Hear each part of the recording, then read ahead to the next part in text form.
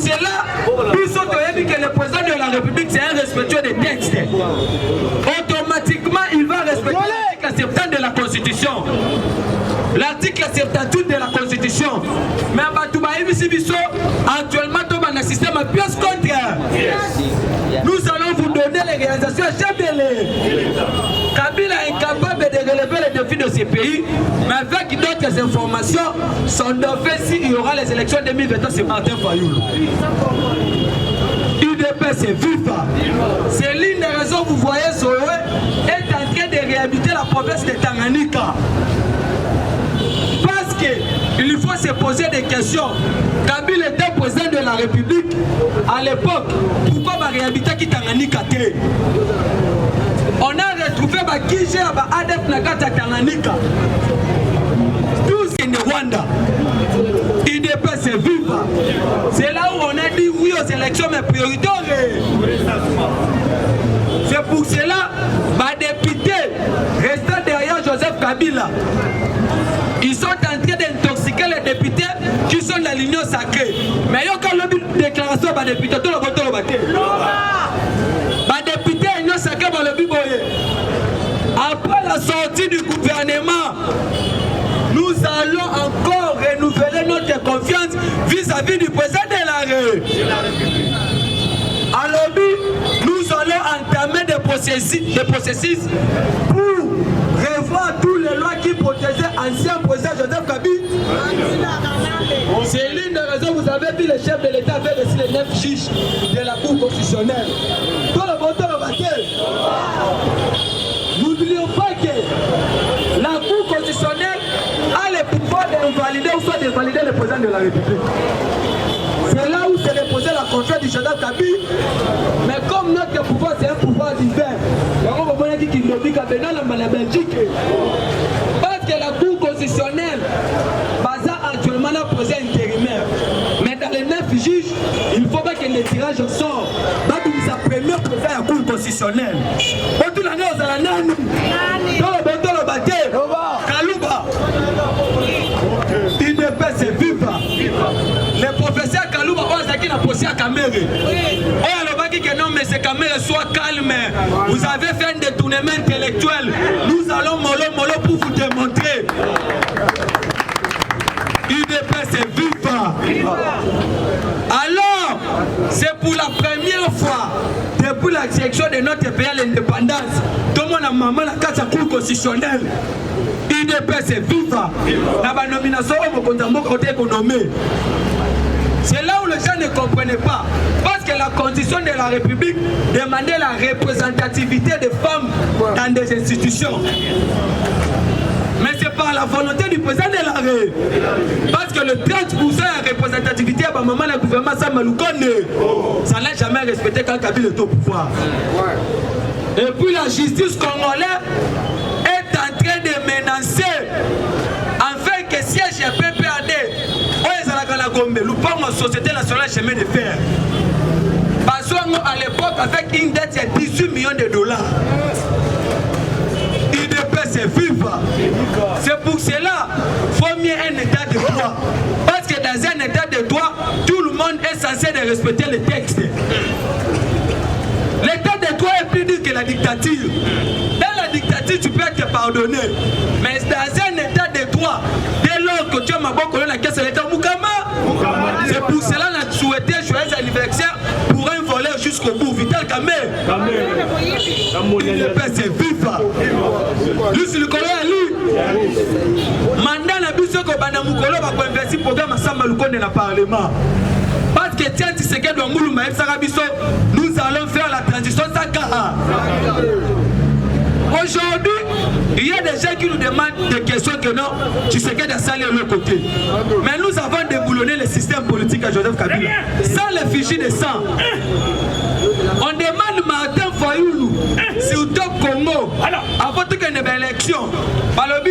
Aujourd'hui, ceux qui ont gagné l'élection, place à Kabila et Kozalarat. Nous allons faire de tous nos moyens pour arrêter Joseph Kabila. Quel genre de politique? Mais Yoka Félix a dit non, c'est un ancien président, nous allons nous protéger. UDP c'est viva. C'est ça la meilleure façon. façon de jouer dans la politique. Mais Martin Fayol avec la politique, il y a Mouté Mamabé, il y a une quête ou étranger. C'est pour cela que ça se fait ça va Mouté Mamabé. Mais aujourd'hui, Moussitou devient donneur de leçons. Moussitou a signé presque un premier ministre agit par un décret de loi. Un président agit par une ordonnance. Un ministre par un arrêté. Mais Moussitou a signé un décret de loi en interdisant les chefs qu'on puisse acquitter les régimes financiers.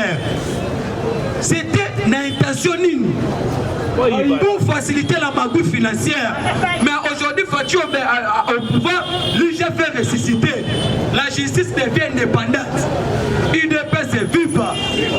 Yango Yoki, Fachi comme un Vatican. Parce que Pape, il est plus pour savoir même le président des États-Unis. Pape, ils sont aux États-Unis, il faut que Joe Biden se déplacer à la Maison Blanche. Allez-y vérifier. Mais Fatia, quand on a le Vatican, ça quitte, c'est pas le protocole à tout le papa, pas pour vos sanité, pas pour éviter la bonne sanité. Alors, la PSI quitte, parce qu'à ce temps, on a une photo à moi, la moitié va falloir qu'il a est. Cela veut dire quoi? À ce temps, on a réglé à moi quand on a payé. Dès que tu m'as ma casse. Fatia comme en Angleterre. Biso depuis tout temps, biso reine Elisabeth se déplace à la palais royal. Mais la reine s'est déplacée pour aller accueillir Fatia à l'aéroport. À mon Fatia Lobby, ton père était mon ami. Les jours où on nous a proclamé président de la République, j'étais dans le palais royal en train de pleurer. De voir l'image de ton papa. Excusez-moi de vous appeler Fatia.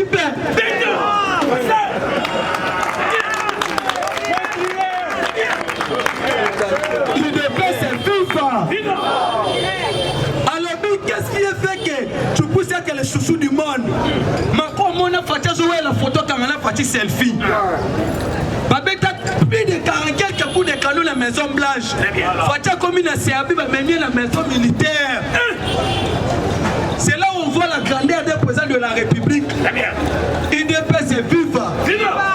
Denis Sassou Nguesso. Alors, c'est Fatia qui a la clé de développement en Afrique. Uhuru Kenyatta, je ne vois pas l'Afrique se développer sans la présence des pays sur tête. Notre élection a fait le retour de la RDC sur la scène internationale. Parce qu'en novembre, nous avons participé parmi les 20 pays les plus développés au monde. Les 18 ans, nous avons un sommet à France-Afrique pour l'économie africaine. UDPS est viva. Mais Kabila comme était illettré. Parce que quand Fachi se préparait en politique, Kabila était dans la bourse en train de tuer les gens. Le PPRD a été créé pour conserver le pouvoir. Mais l'UDPS a été créé pour contrer le système dictatorial de Maréchal Mobutu. UDPS est viva. Fachi peur. Nous comptons le peur. Et ça va remonter ma passe. Peter Tiani a répondu à lui non. Lobby. Alors non. Moi que combien va combattant. Okoyoka. Tobeta qui est awa.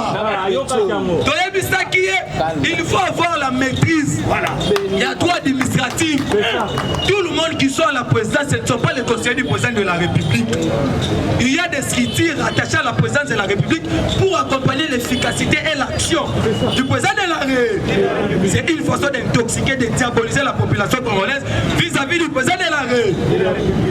Yango moni la quartier et ça la kana monde mobimba. Ceux qui va publier biso même il faut créer na YouTube. Moi na koli location avec Cholé hein. Ozolanda Pasteur Gili Miyake Gilles Oya kuna Gilles Alingeti président Gilles Kaloubi. Bana Porto bon vendre dans ma média Ozolanda.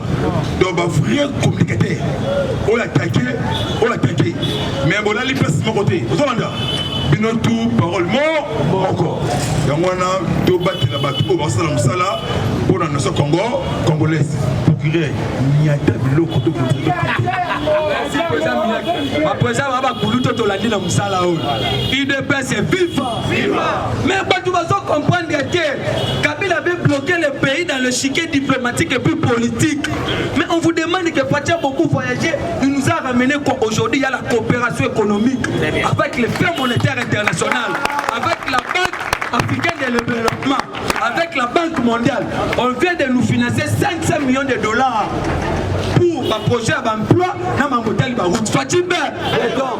Mais Kabila est en train de demander les porte-parole de l'opposition dans la langue ligne, incapable de s'exprimer, voire même en lingala et en français. Dans le monde, force à Kabila dans le contexte mort, pour avoir réduit les professeurs imbéciles, tout le tigala au monde. Un professeur comme Évariste Bochak, il est en train de nous dire que non, nous sommes dans un régime primo-ministériel. Cela veut dire quoi? Le premier ministre a le pouvoir que le président n'a pas. Ça, c'est quel genre de professeur? IDP, c'est FIFA. Mais qu'est-ce que la constitution dit? La constitution, d'abord, la constitution actuelle a été taillée sur mesure. Tous les pouvoirs sont dans la chef de l'État. C'est le président qui nomme, c'est lui qui révoque, c'est lui qui relève. C'est le président de la, c'est lui le magistrat suprême, c'est lui le commandant suprême. Voilà. Il nomme les ambassadeurs, il crédite, il nomme les dettes. UDP, c'est FIFA. C'est pour cela Kabila avait 3 personnes pour bloquer les actions du président de la République. Il travaillait jour et nuit pour l'échec du président. Les toutes premières personnes, Tambo Mwamba. La personne qui a un coiffure anticonstitutionnel. IDP, c'est FIFA.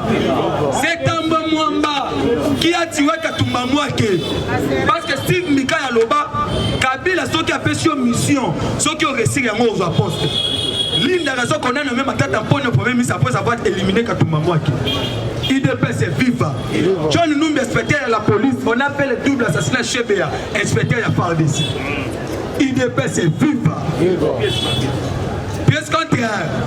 Chanel Mabunda, avec d'autres informations comme ça, c'est aussi une Rwandaise. Mais elle s'est taxée des listes en disant que le président de la République n'est pas un juriste. Il prétend de l'être. Ça s'est passé que dans ces pays. À l'époque de Kabila Moukama, le PP, Ilukamba, le tout premier ministre incompétent depuis l'accession de notre pays à l'indépendance.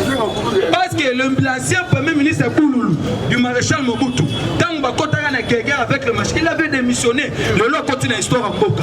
Que personne n'a connu Sabino. Il continue l'histoire en Boka parce qu'il a été déchu au Parlement. UDP, c'est FIFA. C'est pour cela, tous ces gens qui pouvaient croire aujourd'hui qu'on allait réformer l'appareil de l'armée, l'appareil judiciaire. Parce que Kabila croyait qu'on allait distribuer les institutions du pays. Alors nous avons 4 institutions. Le tout premier institution, c'est le président de la République. C'est pour cela Pachi a demandé aux 9 juges qu'on puisse revoir tous les lois qui protégeaient les anciens présidents de la République. Tant beaucoup j'ai dit, je vous remercie, c'est votre procureur. Merci vraiment, Nzambe Apambo Labino, Abat Labino, Bosala Balogi, Okele Lati, merci vraiment, Lodi 5h30.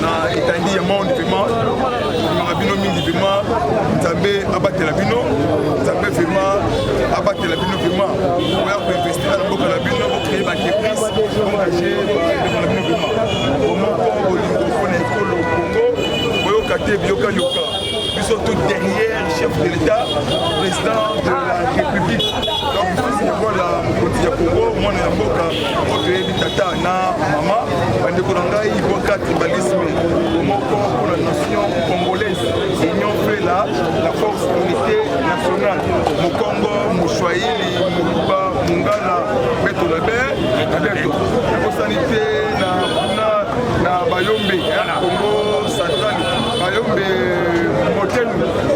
Motenu Miyake Pangeno watoto wakatanga Kasumbalesa Matibisha Kolozui Lualaba en tout cas vraiment mon nom Bomoko vraiment pour l'école biso tobundela intérêt ya peuple congolais na Goma Uvira Uzizi Butembo pour dénoncer les anti-valeurs, surtout criminalité, pour soit espace à Kati ya Congo, pour l'ingana, Bino, Union fait la force vraiment, la bonne sanité qui est maintenant Équateur, Équateur vraiment, non, Tanguy.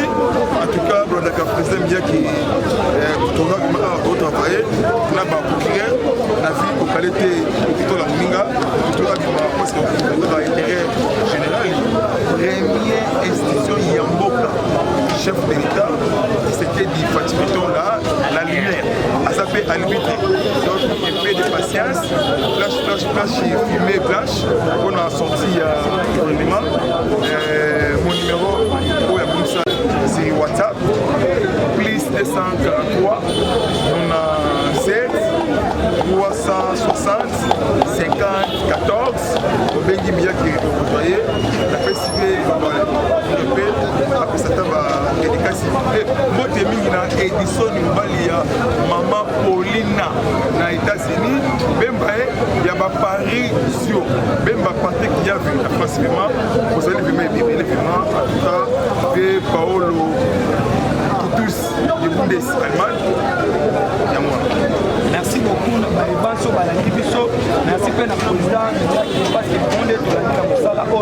Vous êtes nombreux la diaspora congolaise, sans oublier mon papa Émile Silo. Et puis, mon papa Franck Ebon n'a pas remis aux États-Unis. Le problème, c'est quoi? La sortie du gouvernement est imminente. Il y a d'autres gens qui non, c'est l'IDPS qui bloque. Ce n'est pas ça. L'IDPS a combattu pour l'intérêt général. Ce qui bloquait la sortie du gouvernement, c'était les ambitions des uns et des autres. Mais nous avons une ambition personnelle politique. Pourquoi? Parce que c'est un gouvernement pour raconter volonté à la population congolaise. Nous allons mettre en garde oui aux élections, mais la priorité sur les recensements et le social à la population congolaise. Parce que ce qui fait qu'un président des pays puisse militer ou soit tirer beaucoup plus au pouvoir, c'est quand il a la majorité populaire. Tu sais que depuis l'opposition, il avait la majorité populaire jusqu'aujourd'hui au pouvoir. Mais Kabila qui nous a dit, je pense que moi je n'ai jamais accepté Kabila était le président de ce pays. Kabila c'est le malédiction de ce pays parce qu'aujourd'hui ça reste le développement et le système économique. L'économie nationale qui n'a pas beaucoup d'étrangers, a commencé par des conflits, mais une personne qui tue des Congolais, nous avons toutes les informations à notre possession. Mais dans les jours à venir, comme la justice actuellement devient indépendante, comme la justice actuellement, comme une justice à redevabilité, c'est pour cela que nous sommes là derrière le chef de l'État, derrière la vision du président de la République.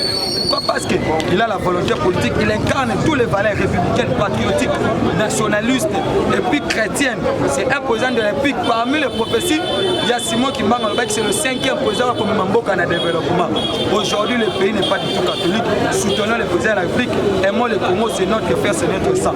Mon numéro est plus 243 84 51 32 09. Plus 243 84 51 32 09. C'est votre procureur général. Après le peuple congolais, mais je Toza na boulevard poids lourd entrée Ndolo numéro 37.